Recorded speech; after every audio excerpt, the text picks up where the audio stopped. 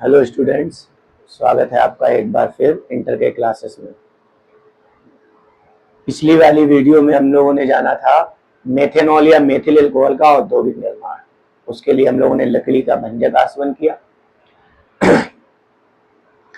और दूसरा जल गैस के द्वारा। उम्मीद है आपको वो वीडियो समझ में आई होगी। आज का हमारा टॉपिक है एथिल अल्कोहल बनाने की औद्योगिक विधि। एथेनॉल को जो है वो कितनी विधियों से जो है वो बनाया जा सकता है। तो एथिल अल्कोहल को जो है वो है तो 2-3 विधियां, उससे भी ज्यादा है, लेकिन कम से कम आप 2 विधियां तो जान ही ले जो बोर्ड परीक्षा में बहुत ज्यादा पूछी जाती है। तो एथिल अल्कोहल को 2 विधियों से औद्योगिक तरीके से बनाया जाता है। औद्योगिक यानी व्यापारिक, बल्क में, ज्यादा कम लागत में ज्यादा चीज तैयार होती है, उसको कहते हैं औद्योगिक, जहां क्रय विक्रय होता है। तो इससे पीछे आपने एथिल अल्कोहल की 5 विधियां हमने आपको लिखाई हैं, वो आप लोगों ने नोट ही कर लिए। एथिल हैलाइड से, एथिल एसीटेट से, एथिल एमीन से, ऐसे करके आपने फार्मल एसिटल्डिहाइड से, एसिटिक अम्ल से, ऐसे करके 5-6 विधियां आप लोगों ने लिख ली होंगी। आज का हमारा टॉपिक था औद्योगिक विधियों से, बल्क में या व्यापारिक विधि से हम कैसे तैयार करेंगे। तो लिख देंगे चल करके एथिल अल्कोहल को, एथिल अल्कोहल को व्यापारिक या औद्योगिक एक ही बात होती है। व्यापारिक विधियों से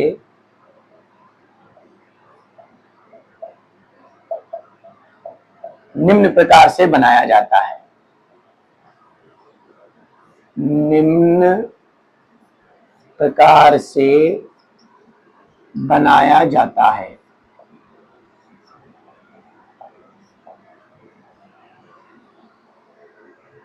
जो एथिल अल्कोहल है उसकी व्यापारिक विधि या औद्योगिक विधि जो है वो 2-3 है, उनके बारे में हम लोग वर्णन करेंगे। और सभी विधियां बोर्ड परीक्षा में आई हुई हैं, इसलिए बहुत अच्छी तरीके से ध्यान से पढ़ेंगे जाकर के।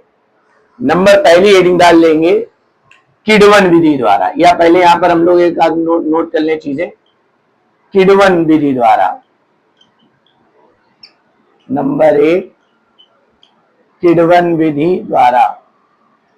नंबर 2, अगर आपको नंबर 2 याद आ रहा हो तो हम पीछे एक लिख चुके हैं, रासायनिक अभिक्रियाओं में जब हम लोगों ने एथिल अल्कोहल का या अल्कोहल का निर्जलीकरण किया था। एक निर्जलीकरण किया था अल्कोहल का। पहले आप यहाँ एक काम करेंगे, वीडियो पॉज करेंगे और पीछे पलटेंगे। अल्कोहल के निर्जलीकरण वाला रासायनिक गुणधर्म जल्दी से उसको देखो, जाकर के वीडियो को रोक करके पहले देखो कि अल्कोहल का निर्जलीकरण कितने तरीके से हुआ था। चेक कर लिया होगा आप लोगों ने। अल्कोहल का निर्जलीकरण जो है वो 2 विधियों से हुआ था, एक कम मात्रा में, एक ज्यादा मात्रा में, है ना। जब कम मात्रा में लिया था तो हमारा बना था एल्कीन, एल्कीन में बना था एथीन, और ज्यादा मात्रा में लिया था तो बना था हमारा ईथर।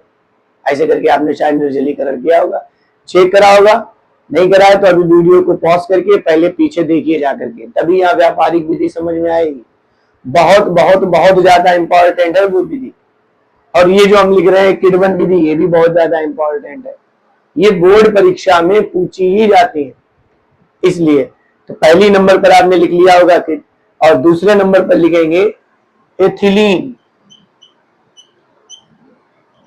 एथिलीन ये तो साधारण नाम है, आईयूपीएससी में इसी को कहते हैं एथीन। 2 कार्बन होते हैं। एथीन विधि द्वारा, ऐसे 2 विधियां हैं। 2 विधियों से हम जो है वो औद्योगिक निर्माण एथिल अल्कोहल का करेंगे, और दोनों ही विधियां इंपॉर्टेंट है। बोर्ड परीक्षा के नजरिए से देखेंगे तो दोनों ही विधियां इंपॉर्टेंट है। आज हम लोग पहले सीखेंगे कि किडवन विधि के द्वारा एथिल अल्कोहल का निर्माण कैसे होगा जाकर के। आज का हमारा पहला टॉपिक है किडवन विधि के द्वारा एथिल अल्कोहल का निर्माण। देखिए, पहले हम किडवन विधि को समझने से पहले हमें किडवन समझना होगा। किडवन क्या होता है? जब किडवन हमें समझ में आएगा तब हम किडवन विधि के द्वारा समझ पाएंगे जाकर के किडवन विधि क्या होती है। किडवन क्या होता है? किडवन बायोलॉजी का टॉपिक है। किडवन बायोलॉजी वाले बहुत अच्छी तरीके से इसको पढ़ते भी हैं और पढ़ाया भी जाता है। इंग्लिश में फर्मेंटेशन बोलते हैं। तो किडवन क्या होता है? किडवन होता है, जैसे आप कुछ एग्जाम्पल्स पर गौर करिए तो आपको समझ में आएगा कि किडवन क्या होता है। आपने देखा होगा दूध से बने हुए पदार्थों को लंबे समय तक चलाने के लिए, जैसे दूध से दही का बनना, देखा ना, दूध से दही किस प्रकार बनता है? अब आप सोचिए, पहले दही को गर्म करा जाता है, उसमें थोड़ा सा पुराना दही ऐड कर दिया जाता है और उसको जो है वो थोड़े टाइम के लिए 10-12 घंटे के लिए छोड़ दिया जाता है। मतलब रात के समय जो है वो थोड़ा सा पुराना दही डाल दे दूध में और 2, 4, 5, 10 घंटे के लिए छोड़ दे। अगली सुबह जब हम उठते हैं तो हमें दही जमी हुई मिलती है ना। दूसरा, सिरका। सिरका कैसे बनता है? गन्ने के रस से सिरका बनाया जाता है। उसके बनाने का प्रोसेस क्या है? गन्ने को जो है वो, गन्ने का IUPAC नाम होता है एसिटिक अम्ल। गन्ने के सिरके से, गन्ने के रस से जो सिरका बनता है उसका नाम होता है एसिटिक अम्ल, CH3COOH। तो एसिटिक अम्ल कैसे बनेगा? सिरका बनाने की कई विधियां हैं, उनमें से एक विधि किडवन विधि भी है। उससे क्या कराया जाता है कि देखिए, पहले एक मटका लीजिए मिट्टी का, उसमें गन्ने का रस भर दीजिए और ऊपर से उस कपड़े को जो है वो बांध दीजिए, सूती कपड़े से बांध करके उसको छोड़ दीजिए 3 से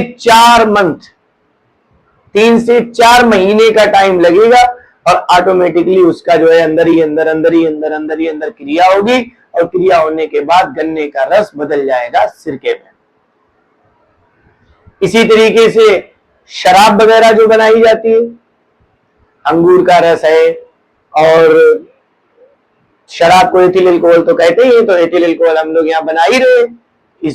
इसी से शराब, जितने भी प्रकार की शराब बनती है उसका मुख्य अवयव यही तो होता है। तो अंगूर के जूस को रख करके उसमें किडवन करा दिया जाता है या उसमें डाल दिया जाता है, इस तरीके से शराब बनती है। उसके बाद जो है आपने देखा होगा घरों में जो आटा होता है, गर्मियों के दिनों में मम्मी लोग जो है वो आटा थोड़ा बहुत बच जाता है तो उसको एक कटोरी में रख करके और किचन में रख देती हैं। जब सुबह उठते हैं तो आपने चेक करा होगा कि उस आटे का क्या हाल हुआ। वो आटा जो है वो फूल जाता है, स्पंजी टाइप का हो जाता है, फूल जाता है। तो आटे में ऐसा क्या हुआ कि वो आटा फूल गया। सुबह हम लोग, सभी लोग नाश्ते में ब्रेड खाते होंगे, है ना। मार्केट से जो ब्रेड आता है आप देखते होंगे कि ब्रेड है या पाव है, उसमें स्पंजीपन आता है, उसको ऐसे दबाते हैं तो वो दब जाता है, स्पंजी टाइप का होता है। तो और होता उसमें क्या, मैदा ही तो होगी। जब वो बनता है, ब्रेड जो बनता है वो मैदे से बनेगा, नहीं तो आटे से बनेगा। अब आप अपने घर पे अगर उसको बनाएंगे तो उतना फ्लफी या उतना स्पंजीपन उसमें नहीं होगा, लेकिन मार्केट से जो आता है उसमें स्पंजी टाइप का होता है, स्पंज टाइप की ऐसे करके। तो ऐसा क्या होता है कि ब्रेड में स्पंज टाइप का होता है। बस यही चीज आपको समझना है, आपको किडवन समझ में आ जाएगा। पहले एग्जाम्पल जो हमने बताया था कि दूध से दही का बनना, डायरेक्ट नहीं बनता है दूध से दही। अगर आप खाली दूध को किचन में रख देंगे और उसमें पुराना दही ऐड नहीं करेंगे तो दूध खराब हो जाएगा, लेकिन दही में नहीं बदलेगा जाकर के, है ना। उसमें जो है वो उस खराब होने के बाद उसमें जो लैक्टोज शर्करा होगी वो तली में बैठ जाएगी और पानी पानी ऊपर आ जाएगा, खराब हो जाएगा, वो दही नहीं बनेगी। दही बनाने के लिए एक शर्त है कि उसमें जो है वो पुराना दही ऐड करिए, आप दही वाले जो बैक्टीरिया है वो ऐड करिए। तो दही में होते हैं बैक्टीरिया, जब बैक्टीरिया वो दूध में जाते हैं तो वो एकदम तेजी से फैलते हैं, बढ़ते हैं जाकर के, और 6, 7, 8 घंटे में वो पूरे बर्तन में फैल जाते हैं और उस दूध को कन्वर्ट कर देते हैं दही में जाकर के। तो दूध से जो दही बन रहा है ये किडवन का जो है एक एग्जाम्पल है, दूध से दही का बनना। गीले आटे का खट्टा हो जाना, जिसको हम लोग कहते हैं खमीर हो गया है, गीला आटा आप लोगों ने देखा है, हमने अभी आपको एग्जाम्पल बताया कि रोटियां बनाई गई शाम के टाइम या दिन के टाइम, बनाने के बाद बचा हुआ कुछ आटा अगर बाय द वे बच गया तो उसको एक कटोरी में रख करके ऐसे किचन में रख दें आप, और अगर नहीं है तो अभी आप करके भी देख लें, थोड़ा सा गीला आटा लीजिए और उसको रख दीजिए, अगले दिन सुबह देखेंगे जाकर के तो आपको अलग से ही उसमें खट्टा बनाएगा, उससे बनी हुई रोटी खाएंगे तो उसमें खट्टापन होगा, जैसे दही में खट्टापन होता है ना। तो जो आटे में स्पंजीपन आया है वो बैक्टीरिया के थ्रू आया है, वातावरण में बैक्टीरिया घुले हुए थे, वो आटे में गए और उसका किण्वन कर दिया, आटे में स्पंजीपन हो गया, फूल गया। ब्रेड में भी यही हाल होता है, और आपने देखा होगा कि होटल पर जो है वो रोटियां मंगाई जाती हैं, होटल की रोटियों में हल्की सी खटासपन होता है, खट्टापन होता है, तो इसका मतलब है कि कहीं ना कहीं उस आटे में किण्वन होता है और उस किण्वन युक्त आटे से रोटियां बनाई जाती हैं, जिससे रोटी में फ्लफीपन, स्पंजीपन होता है और स्वाद में वो हल्की सी खट्टी भी होती है। ये सब क्रियाएं जो है वो किण्वन की होती है। तो किण्वन का एक इशारा आपको समझ में आया कि किण्वन जहां भी होगा वहां बैक्टीरिया आएंगे, बैक्टीरिया के थ्रू जो चीज क्रिया कराई जाए, किराने के बाद जो चीज बन जाती है हम उसको कहते हैं किण्वन। इसके एग्जाम्पल में हमने आपको बताया, दूध से दही का बनना, अचार का बनना, अचार भी इसी तरीके से बनाया जाता है, एथिल अल्कोहल भी इसी तरीके से बनाया जाता है, ब्रेड का बनना, पाव का बनना, उसके बाद और हमने जो एग्जाम्पल आपको एक एक करके बताए, खमीर का बनना, ये सब किण्वन के एग्जाम्पल होते हैं। तो किण्वन विधि से पहले आपको समझना पड़ेगा कि किण्वन क्या होता है, क्योंकि ये इतना इंपॉर्टेंट टॉपिक है। अभी आगे चल करके हम इसी किण्वन की सहायता से सिरका भी बनाएंगे, चल करके गन्ने के रस से सिरका कैसे बनाएंगे। तो पहले हम लोग किण्वन विधि नहीं समझेंगे, पहले हम समझेंगे किण्वन, क्योंकि आगे चल करके जब हम एल्डिहाइड चैप्टर पढ़ेंगे उसी में एक सिलेबस में हमारे है एसिटिक अम्ल, तो हम लोग इसी तरीके से एसिटिक अम्ल बनाने की विधि पढ़ेंगे जाकर के, तो उसमें बाकायदा जो है चित्र बनाना पड़ेगा और कहा जाएगा किण्वन विधि के द्वारा कैसे बनाएंगे। तो गन्ने के रस से आप किण्वन विधि द्वारा सिरका तब बनाना वहां सीख लेना, तब वहां पूछा जाएगा, और चार्ट पर अगर आप बना करके लेकर के गए तो वहां पूछा भी जाएगा आपसे कि बच्चा बताइए किण्वन क्या होता है, किण्वन किन किन परिस्थितियों में संभव है। हर परिस्थिति में किण्वन संभव नहीं होता है, ये हम आगे चल करके एक एक करके आपको बताएंगे। चलिए तो पहले ये नोट कर लीजिए, फिर हम आपको टॉपिक बताते हैं। तो शुरू करते हैं हम लोग। पहला टॉपिक किण्वन। किण्वन क्या होता है पहले इसके बारे में हमको जानकारी हो जाना चाहिए। अभी हमने बहुत सारे आपको एग्जाम्पल बताए, तो आपको थोड़ा सा माइंड मेकअप आपका बन चुका होगा कि किण्वन को हम किस तरीके से एक्सप्लेन करेंगे। पहले परिभाषा लिख लेते हैं, फिर उसको थोड़ा सा एक्सप्लेन करेंगे। किण्वन होता है बैक्टीरिया के थ्रू, बैक्टीरिया कहते हैं किण्व, जीवाणु जिसे हम कहते हैं, किण्व के थ्रू जो है वो कार्बनिक यौगिकों को धीरे धीरे तोड़ दो, इस क्रिया को हम किण्वन कहते हैं। तो लिख देंगे चलकर कि किण्व के द्वारा, किण्व के द्वारा कार्बनिक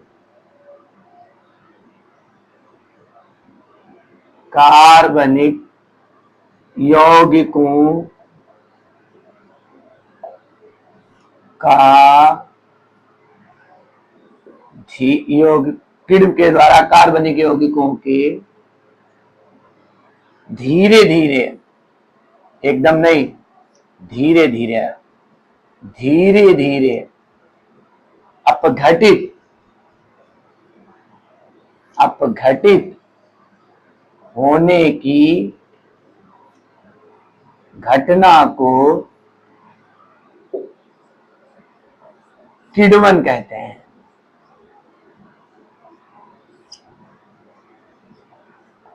किण्वन कहते हैं। किण्व के द्वारा कार्बनिक यौगिकों के धीरे धीरे अपघटित होने की घटना को किण्वन कहते हैं। बैक्टीरिया के द्वारा, किण्व यानी बैक्टीरिया, बैक्टीरिया के द्वारा, जीवाणु के द्वारा जो कार्बनिक यौगिक है इनको, इनके धीरे धीरे टूटने, अपघटित होने की क्रिया को किण्वन कहते हैं। जैसे आपने देखा होगा कि दूध से दही, अभी जो हमने एग्जाम्पल आपको बताया, दूध से दही का बनना, एकदम दूध ऐसे आप पुराना दही दूध में मिलाएंगे तो एकदम दही बन जाएगा या थोड़ा सा टाइम लेगा, धीरे धीरे बनेगा या एकदम बन जाएगा? धीरे धीरे। पुराना दही दूध में जब आप डालेंगे तो थोड़े टाइम के बाद 2-4-5 घंटे के बाद वो संपूर्ण क्रिया कंप्लीट करेगा जाकर के। ऐसे आटे का खमीर होना, धीरे धीरे आटा खमीर होगा या एकदम हो जाएगा? धीरे धीरे। तो बस यही है, धीरे धीरे अवगठित होने की क्रिया को किण्वन कहते हैं। इसका पहला एग्जाम्पल लिख लेंगे चल करके, नंबर फर्स्ट, दूध से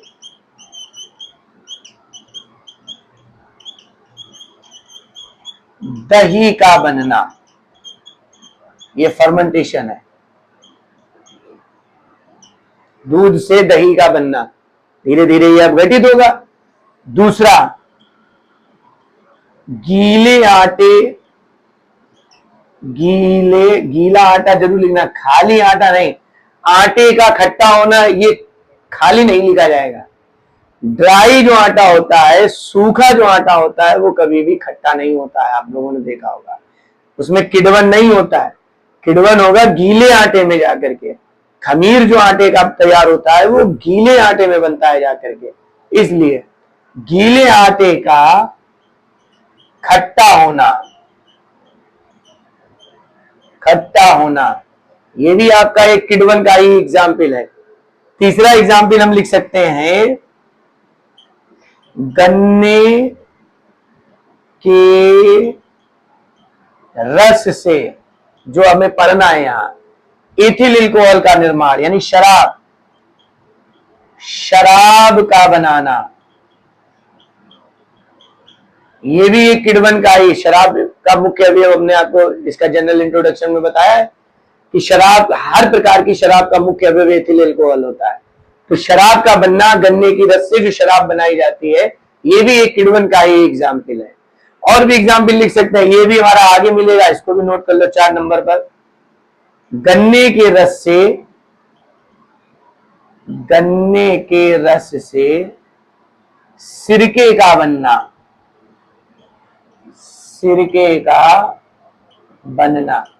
ये भी जो है वो हमारा एक फर्मेंटेशन या किण्वन का ही एग्जाम्पल है। उम्मीद है अब आपको किण्वन समझ में आया होगा। बैक्टीरिया के द्वारा जो धीरे धीरे चीजें अपघटित हो जाती हैं, उसी को हम कहते हैं किण्वन। याद रहेगा, या ये किण्वन की परिभाषा आगे भी आपको यूज करनी है और यहां पर भी यूज करनी है, इसलिए हमने आपको ये किण्वन लिखवा दिया है। चलिए नोट कर लीजिए, फिर आगे बताते हैं। तो जब आपने किण्वन को अच्छी तरीके से जान लिया है, तो अब जाने की किण्वन किन कंडीशंस में होगा, किण्वन के लिए कौन सी परिस्थितियां अनुकूल हैं और कौन सी परिस्थितियां अनुकूल नहीं है। अच्छा, किण्वन किसके माध्यम से होता है? किण्व के माध्यम से। किण्व यानी बैक्टीरिया। अब बैक्टीरिया सजीव है या निर्जीव है? बैक्टीरिया सजीव होते हैं, क्योंकि उनमें अंदर सभी सजीवों के गुण पाए जाते हैं। वो वृद्धि करते हैं, वो श्वसन करते हैं, तमाम उनके अंदर ये सारे गुण जो है वो पाए जाते हैं। तो इसका मतलब बैक्टीरिया होते हैं सजीव। अब जैसे हम अपने आप को ही ले लें, जितने भी जीव जंतु हैं ये सब सजीव हैं, और उसी में बैक्टीरिया भी आ जाते हैं हमारे। तो सजीवों को रहने के लिए हर कंडीशन में हम लोग नहीं रह सकते, हमारे लिए अनुकूल परिस्थिति होना चाहिए। आप चाहें कि बहुत एकदम वातावरण बहुत ज्यादा ठंडा कर दें, -500 डिग्री सेल्सियस कर दें, जाकर के -600 डिग्री सेल्सियस कर दें, और सोचे कि हमारा जीवन जो है वो संभव हो सकता है, तो ऐसा कभी भी संभव नहीं है ना। बहुत ज्यादा गर्म में हम लोग नहीं रह सकते हैं। अभी मई जून की जो हमारी गर्मियां आती हैं वो max to max 45, 50, 55 degree Celsius तक बहुत खींच खांच करके 51-52 तक पहुंच पाता है, उसमें भी बहुत हाल खराब हो जाता है। थोड़ा और बढ़ जाए 50-60 डिग्री से ऊपर चला जाए तो इसका मतलब है कि वहां रहना मुश्किल हो जाएगा। हाई टेम्परेचर में भी जो है वो सजीव जो है वो अपने आप को बचा नहीं पाते।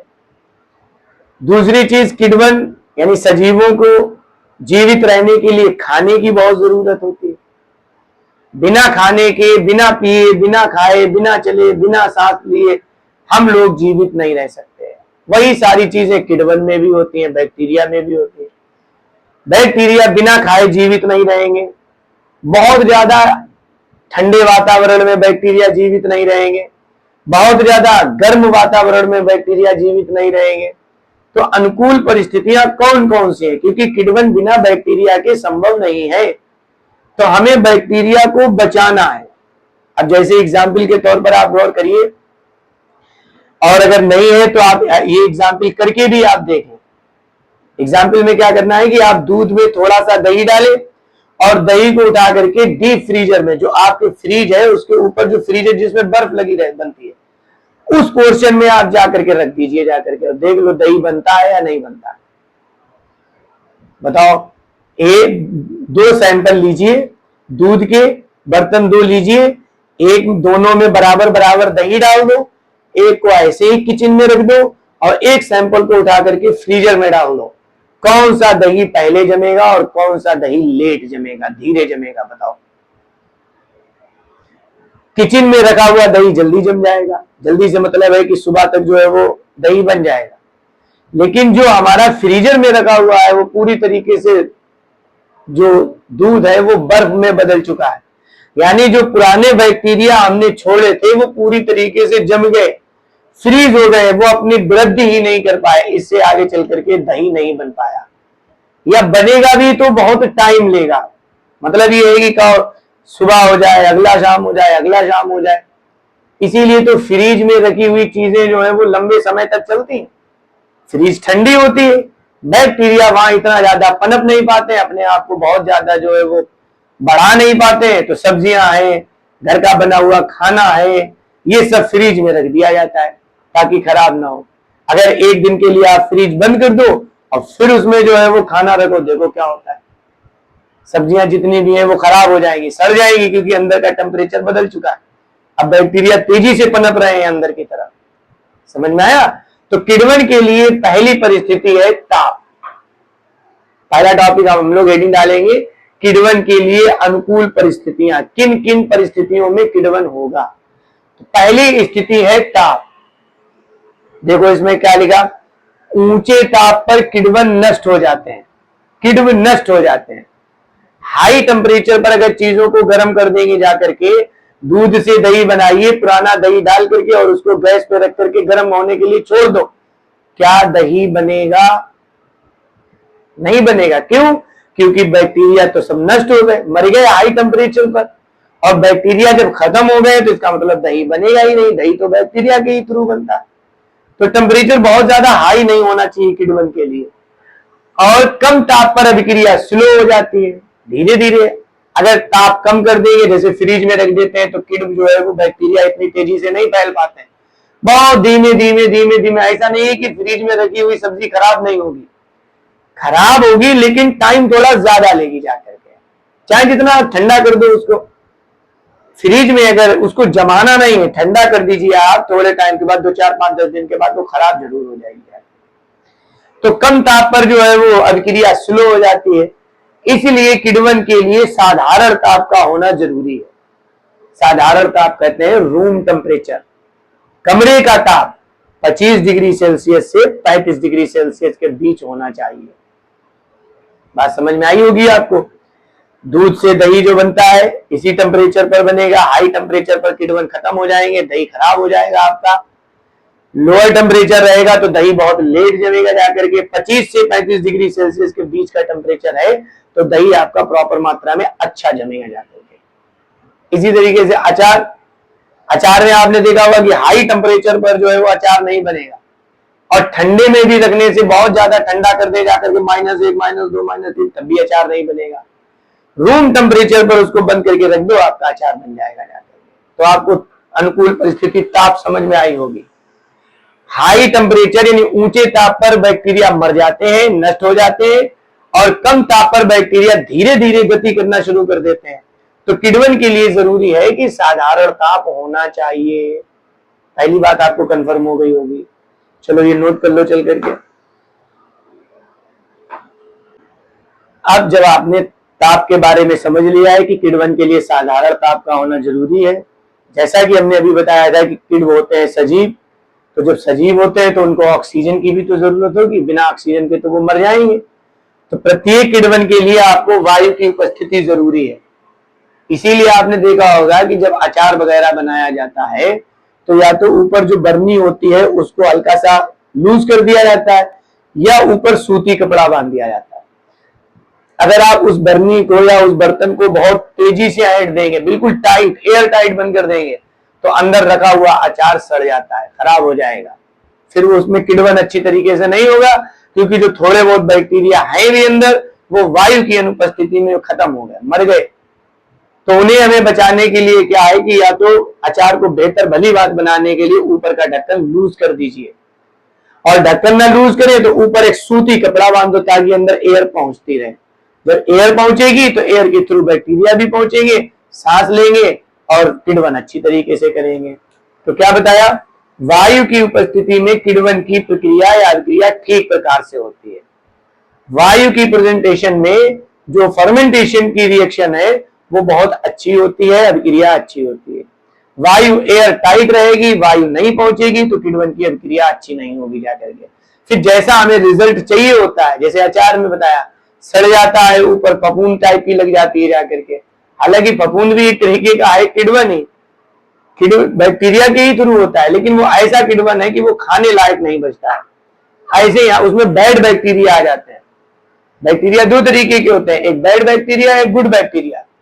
एक वो जो सेहत के लिए हमारे यूजफुल होते हैं, अच्छे होते हैं, जैसे दही में जो बैक्टीरिया होते हैं वो सेहत के लिए हमारे अच्छे होते हैं, है ना। और जो बैड बैक्टीरिया जैसे जुकाम का होना, वायरल फीवर का होना, ये हमारी बॉडी के लिए नुकसानदायक बैक्टीरिया होते हैं। अब आगे बढ़ते हैं, सांद्रता, कंसंट्रेशन। तनु विलयन में किण्वन की अभिक्रिया ठीक प्रकार से चलती है, अधिक सांद्र विलयन में किण्वन की गति धीमी हो जाती है। जो डाइल्यूट सोल्यूशन होगा, पतला, उसमें किण्वन अच्छा होगा, बैक्टीरिया तेजी से फैलेंगे जाकर के। और जो सांद्र विलयन होगा, सांद्र माने गाढ़ा, जो गाढ़ा विलयन होगा तो उसमें किण्व इतनी तेजी से नहीं दौड़ पाएंगे। जैसे आप हवा में दौड़, मतलब ऐसे खुले में दौड़े और एक पानी में दौड़े तो आप तेजी से किस में दौड़ पाएंगे, खुले में।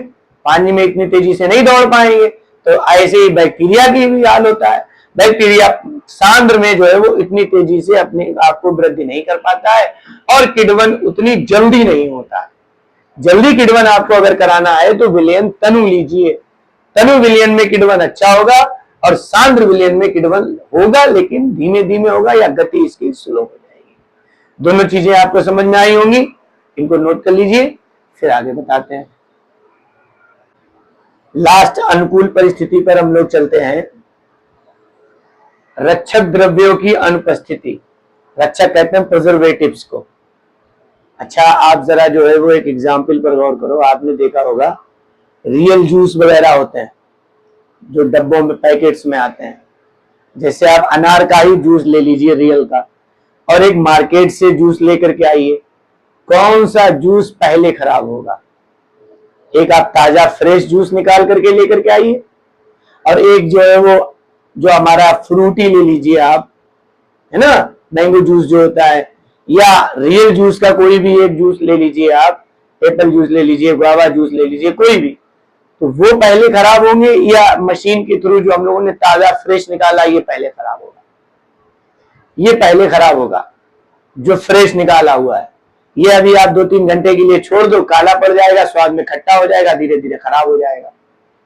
और जो पैकेट वाले जूस होते हैं, आप देखिए फ्रूटी कितने ही दिन तक बनी रहती है। रियल जूस जो है वो मार्केट में जो है वो शॉप्स पर, दुकानों पर कितने दिन तक रखे रहते हैं और उसके बाद बिकते हैं। तो ऐसा क्या होता है कि वो जूस और हमारे जूस में, जबकि हमारा फ्रेश है, ये अभी हमने निकाला, और ये आगे 2-3-4 घंटे के बाद खराब हो गया, और वो काफी लंबे समय तक उनकी जो है वो वैलिडिटी 2-2, 3-3, 4-4, 5-5, 6-6 महीने तक चलती रहती है। तो ऐसा क्या होता है कि वो 2-2, 3-3, 4-4 महीने खराब नहीं होते हैं, और हमारा जो जूस है जो हम लोगों ने फ्रेश निकाला है ये 2-4, 5-10 घंटे के बाद ही खराब हो जाता है। तो आप जो भी पैकेट्स लें उसके पीछे देखना, उसमें लिखा होता है एडिड प्रिजर्वेटिव्स। प्रिजर्वेटिव्स यानी रक्षक द्रव्य जो है वो, उसमें रक्षक द्रव्यों की अनुपस्थिति होती है। प्रिजर्वेटिव्स जो है वो उसमें मिलाए जाते हैं। प्रिजर्वेटिव्स यानी जो चीजों को लंबे समय तक बनाए रहते हैं, उसमें किण्वन यानी बैक्टीरिया नहीं आने देते हैं, बैक्टीरिया को मार देते हैं। तो अब अगर आपको किण्वन कराना है, जैसे आपने सुना होगा KMNO4, हालांकि ये खाने वाली चीज नहीं है, लेकिन ये भी जो है वो जीवाणुनाशक ही तो होता है।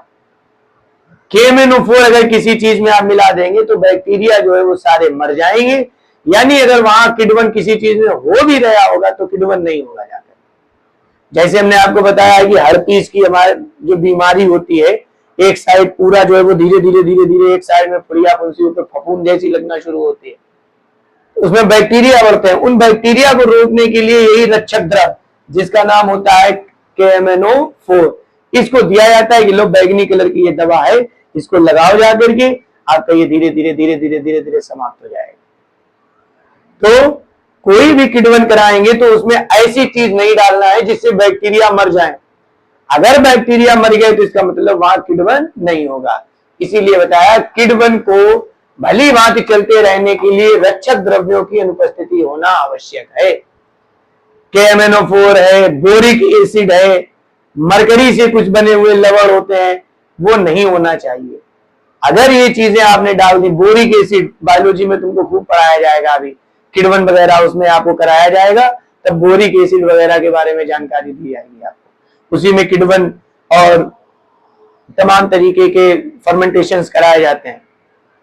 तो किण्वन होने के लिए ऐसे रक्षक द्रव्य, बोरिक एसिड हो गया, पारे से बने हुए कुछ लवण हो गए, KMNO4 हो गया, और भी तमाम है, ये सारी चीजें नहीं होनी चाहिए। अगर ऐसे लिक्विड्स आपने डाल दिए तो अंदर बैक्टीरिया समाप्त हो जाएंगे, मर जाएंगे और किण्वन नहीं होगा।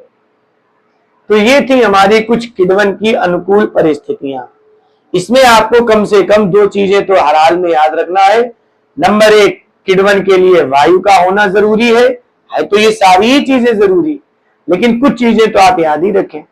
किण्वन के लिए वायु का होना जरूरी है, किण्वन के लिए जो है टेम्परेचर का होना बहुत जरूरी है। हाई टेम्परेचर पर किण्वन नहीं होगा, लो टेम्परेचर पर बहुत स्लो होगा। तो साधारण ताप, जिसे हम रूम टेम्परेचर के अप्रॉक्स कहते हैं, 25 से 35 डिग्री सेल्सियस, इसके बीच में अगर होता है तो ये किण्वन अच्छा माना जाता है, वही किण्वन होगा भी जाकर। तो उम्मीद है आपको अब किण्वन पूरी तरीके से समझ में आया होगा। अब हम लोग अपने टॉपिक पर चलते हैं, किण्वन विधि के द्वारा एथिल अल्कोहल का निर्माण। किण्वन विधि के द्वारा एथिल अल्कोहल के निर्माण से पहले हम लोगों ने भली भांति किण्वन को समझ लिया। अगर फिर भी कोई डाउट है तो आप हमसे शेयर करिए, बताइए कि इसमें क्या क्या चीज रहती है। चलिए तो इसको नोट कर लीजिए, फिर हम अपना टॉपिक शुरू करते हैं। तो अब हमारा टॉपिक चलता है, किण्वन विधि के द्वारा एथिल अल्कोहल का निर्माण कैसे करेंगे जाकर के, किण्वन से शराब या एथिल अल्कोहल कैसे बनाएंगे। तो देखिए इसमें सबसे पहले क्या होगा, जो गन्ने के द्वारा बनाई गई शक्कर है, सुक्रोज जिसे कहते हैं, शक्कर का फार्मूला क्या होता है बताओ, C12H22O11। यही होता है ना। गन्ने की शक्कर को पहले इन्वर्टस एंजाइम, बैक्टीरिया बहुत सारे होते हैं जिनमें से एक बैक्टीरिया का नाम है इन्वर्टस, इन्वर्टस बैक्टीरिया या इन्वर्टस एंजाइम के द्वारा जल से क्रिया कराते हैं तो ये बनता है जाकर के। और टेम्परेचर आपको मालूम है कि जो किण्वन होगा जाकर के उसमें थोड़ा सा टाइम लगता है। दूसरी चीज, रूम टेम्परेचर होना चाहिए 25 से 35 डिग्री सेल्सियस, ठीक ना। तो पहले हम लोग क्या करेंगे कि गन्ने की शक्कर, गन्ने से जो रस होगा, रस से जो शक्कर बनेगी जिसे हम सुक्रोज कहेंगे, उसको इन्वर्टस एंजाइम के साथ उपस्थिति में जल से क्रिया कराएंगे तो हमें मिलेगा ग्लूकोज और फ्रक्टोज। पहले ये नोट कर लेते हैं, लिखेंगे सबसे पहले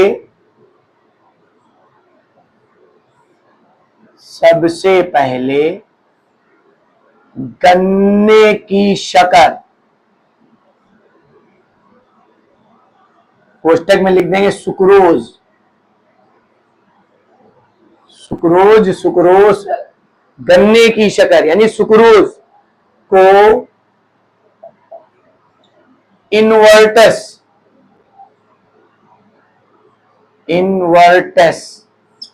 एंजाइम यानी भाई बैक्टीरिया, इन्वर्टस इन्वर्टस एंजाइम की उपस्थिति में जल से क्रिया कराते हैं, जल से क्रिया कराते हैं, जिससे सुक्रोज का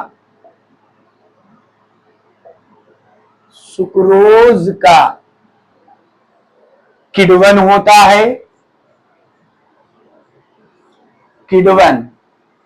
है और ग्लूकोज तथा फ्रक्टोज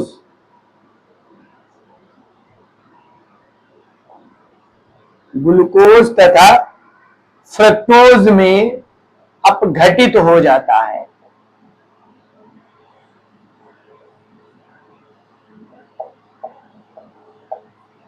बात समझ में आई होगी। सबसे पहले हम गन्ने की शक्कर को इन्वर्टस एंजाइम की उपस्थिति में जल से क्रिया कराएंगे। तो जल से क्रिया कराएंगे तो चूंकि बैक्टीरिया यहाँ है, तो इससे क्या होगा कि सुक्रोज का किण्वन होगा। किण्वन का मतलब थोड़े टाइम के लिए ऐसे ही रख करके छोड़ देंगे, थोड़े टाइम के बाद यहाँ किण्वन होगा। किण्वन होने पर जो गन्ने की शक्कर है वो दो चीजों में अपघटित हो जाएगी। पहले नंबर पर ग्लूकोज है और दूसरे नंबर पर फ्रक्टोज है। तो इसकी रिएक्शन बनी जाकर के हमारी गन्ने की शक्कर का फार्मूला C12H22O11 और प्लस जल से क्रिया करानी है तो H2O एरो इन्वर्टस एंजाइम लेना है। इन्वर्टस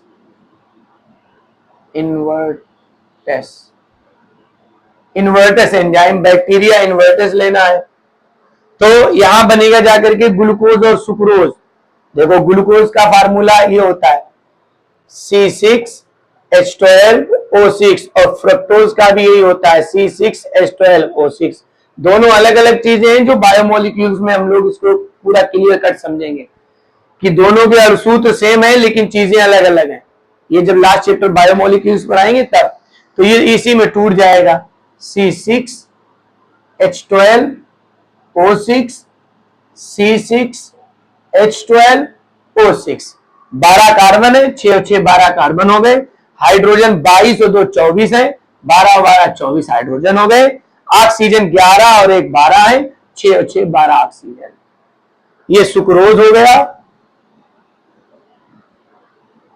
सुक्रोज, ये हमारा ग्लूकोज और ये हमारा फ्रक्टोज। ऐसे करके ये हमारा स्टेप पहली हुई। इसको हम चाहे एक नंबर ऐसे करके डाल दें। सबसे पहले हम गन्ने की शक्कर को इन्वर्टस एंजाइम की उपस्थिति में क्रिया कराएंगे, जिससे हमारा जो है वो इन्वर्टस एंजाइम की उपस्थिति में जल से क्रिया कराएंगे तो गन्ने की जो शक्कर है वो दो भागों में थोड़े टाइम के बाद विभाजित हो जाएगी। पहली ग्लूकोज और दूसरी फ्रक्टोज। चलो इतना नोट कर लो, फिर आगे लिखें चल करके। Step number second. अब सेकेंड नंबर देखेंगे। सेकेंड नंबर में क्या होगा, जो हमने ग्लूकोज और फ्रक्टोज बनाया है उनमें से प्राप्त ग्लूकोज को जाइमेज, ये भी एक बैक्टीरिया है, जाइमेज एंजाइम की उपस्थिति में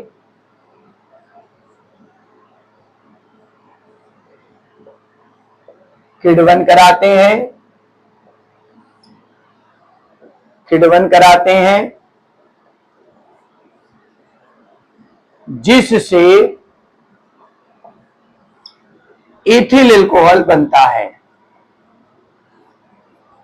एथिल अल्कोहल बनता है। तो ग्लूकोज का फार्मूला है C6H12O6 एरो जाइमेज एंजाइम लिख दिया। अब मिलेगा यहां एथिल अल्कोहल। एथिल अल्कोहल का फार्मूला क्या होता है C2H5OH यहां हमने लिख दिया C2H5OH जो हमें बनाना है। प्रॉब्लम हमारे सामने ये आ रही है कि कार्बन हमारे पास यहाँ है 6 और हमने यहाँ लिखे कितने 2। अभी और कितने और हमें चाहिए? 4 और चाहिए ना। 4 और यानी 6 बनाने के लिए हम क्या कर सकते हैं? आप कहेंगे कि 3 का गुणा कर दो। अगर हम लोगों ने यहाँ 3 का गुणा कर दिया तो 3 दूनी 6, कार्बन तो हो गए लेकिन हाइड्रोजन कितने हो जाएंगे? 3 पंचे 15 और 3 एकम 3, 15 और 3 कितने हो गया? 18। भाई आप 3 का यहां गुणा करेंगे, ऐसे लिख दें 3 टाइम्स C2H5OH तो 3 पंचे 15 और 3 एकम 3, 15 और 3 18 हो गए कि नहीं हो गए? और यहां है कितने? 12, यानी ये ज्यादा हो गए। तो यहां 3 का गुणा आप नहीं कर सकते। आपने अगर कम होते, थोड़े बहुत एक्स्ट्रा बचते तो हम आगे कोई चीज निकाल भी लेते, लेकिन 3 का गुणा करने से तो ये तो हाइड्रोजन 18 बन रहे और हमारे पास हाइड्रोजन टोटल है कितने? 12। तो 3 का तो गुणा नहीं कर सकते, तो फिर उससे पीछे ही कर सकते हैं। आगे बढ़ेंगे तो और ज्यादा होते चले जाएंगे, पीछे बढ़ेंगे तो 3 के अलावा फिर 2 ही तो बचता है। एक तो लिखा ही है, एक के गुणे से काम चल नहीं रहा, 3 से होगा नहीं, तो 2 ही तो बचा। जब 2 का गुणा करा तो ये बना 2C2 यानी 4 कार्बन। और हाइड्रोजन कितने हुए देखो, 2 पंचे 10 और 2 एकम 2, 10 और 2 कितने हो गए? 12। या यूं कह दे कि 5 और 1 6, 6 दूनी 12, यानी हाइड्रोजन का काम समाप्त हो गया। यहां पर ऑक्सीजन पर आते हैं तो ऑक्सीजन कितनी है? 2, और ऑक्सीजन हमारे पास है कितनी? 6। 6 में से 2 चली गई, कितनी बची? 4।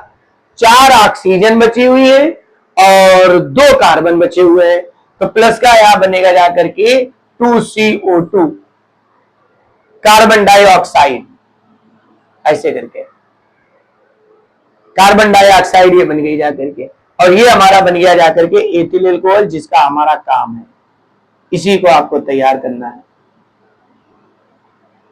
अब ये ना समझना है कि किडवन विधि द्वारा इतना बड़ा है जो वहां से लिखेंगे, वो तो हमने सिर्फ आपको समझाया है कि किडवन की अनुकूल परिस्थितियां, और किडवन ये सब होते हैं बैक्टीरिया के थ्रू। ये लिखा देखो जाइनेज, अगर ये बैक्टीरिया ना होता तो ये किडवन ही नहीं होता, और जब किडवन नहीं होता तो एथिल अल्कोहल नहीं बनता। विधि आपकी बस इतनी छोटी है, सबसे पहले गन्ने की शक्कर को जल से क्रिया कराओ, ग्लूकोज और फ्रक्टोज में तोड़ो, उसमें से ग्लूकोज को जाइनेज एंजाइम की उपस्थिति में क्रिया करा दो, एथिल अल्कोहल बन गया। चाहे सारी बात इकट्ठी लिख दो, चाहे 2 अलग अलग स्टेपों में लिख दो। उम्मीद है आपको एथिल अल्कोहल जो है वो किडवन विधि द्वारा समझ में आया होगा। बहुत इंपॉर्टेंट है, अच्छी तरीके से इसको तैयार करिए, ये नोट कर लीजिए। फिर हम दूसरी विधि पर चलते हैं। औद्योगिक विधि में ये हमारा लास्ट टॉपिक है। दूसरी विधि की तरफ बढ़ते हैं, एथिलीन विधि के द्वारा। ये भी बहुत इंपॉर्टेंट है। अगर आप देखेंगे अंसाज में आपको मिलेगा एथिलीन की अम्ल उत्प्रेरक की उपस्थिति में जल योजन से क्या बनता है, ऐसे करके क्वेश्चन जरूर पूछा जाता है। तो एथिलीन की जल योजन से क्रिया किस तरीके से, ध्यान दे चल करके एथिलीन विधि क्या होती है इसको समझिए आप।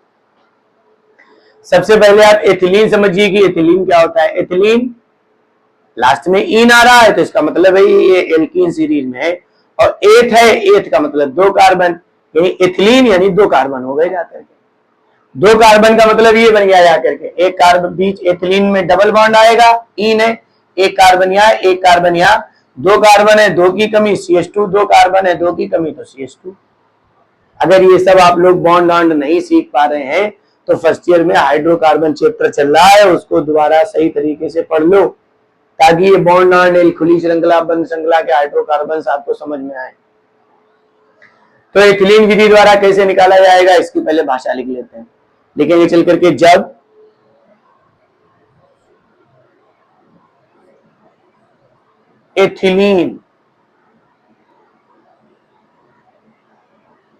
एथिलीन को अम्ल उत्प्रेरक, कोई अम्ल लेंगे जिसको उत्प्रेरक के रूप में ऊपर लेंगे, अम्ल उत्प्रेरक की उपस्थिति में,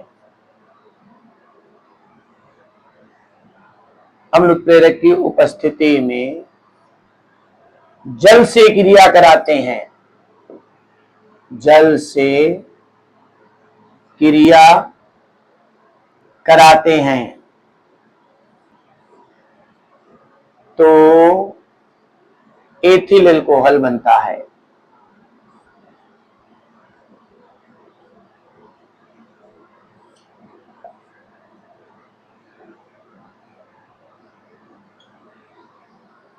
अब एथिलीन, एथिलीन का हमारा फार्मूला है CH2 डबल बॉन्ड CH2, जैसा कि अभी हमने बताया। इसकी जल से क्रिया कराएंगे यानी H2O, और ऊपर लिख देंगे अम्ल उत्प्रेरक। अम्ल उत्प्रेरक आप गौर करेंगे, देखेंगे जाकर के हमने कम मात्रा में उसका जो है वो निर्जलीकरण कराया था, तो उस पर उत्प्रेरक अम्ल के रूप में लिया भी है। तो अम्ल उत्प्रेरक की उपस्थिति में जब क्रिया कराई तो एथिल अल्कोहल बनेगा। अब एथिल अल्कोहल कैसे बनेगा देखिए। एथिल अल्कोहल की खास बात होती है कि उसमें डबल बॉन्ड नहीं आता है, तो ये सिंगल डबल बॉन्ड टूटेगा सिंगल बॉन्ड में, यानी इस डबल बॉन्ड को जब हम हटाएंगे ऐसे यहां से करके, तो आप बताइए चाहे यहां पर एक हाइड्रोजन की कमी, यहां पर भी एक हाइड्रोजन की कमी, तो डबल बॉन्ड हम यहां से जब इसको तोड़ेंगे तो दो हाइड्रोजन आपको दिखाई पड़ रहे होंगे, एक हाइड्रोजन यहां जोड़ देंगे आकर के, तो ये बन गया जाकर के CH3। फिर आगे लगा दिया सिंगल बॉन्ड, यहां एक हाइड्रोजन लगाएंगे, लेकिन अगर एक हाइड्रोजन लगा दिया तो यहां केवल O बचा, और एक हाइड्रोजन इसके साथ रखा तो OH, और हमें अल्कोहल लाना ही है, तो ये CH2 रहा और आगे सिंगल बॉन्ड OH कर दिया, ऐसे करके CH3 CH2 OH, यही हमारा होता है एथिल अल्कोहल।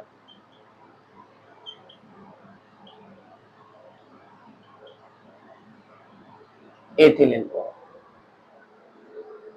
इस तरीके से हमारा एथिलीन विधि द्वारा एथिल अल्कोहल बनेगा। उम्मीद है आपको दोनों विधियां समझ में आई होंगी। तो इस तरीके से हमारा आज ये फाइनल जो है वो कंप्लीट हो गया। आप सभी लोग उतार लीजिए, बाकी इसके केमिकल प्रॉपर्टीज हम पहले ही लिखा चुके हैं, उनको आप गौर करिए जाकर। चलिए नोट कर लीजिए, फिर आगे वाली वीडियो में हम लोग फिनॉल से रिलेटेड डिस्कस करेंगे चल करके। अब ये फाइनल था, यहां से फिनिश हो गया मामला। ठीक है, थैंक यू सो मच।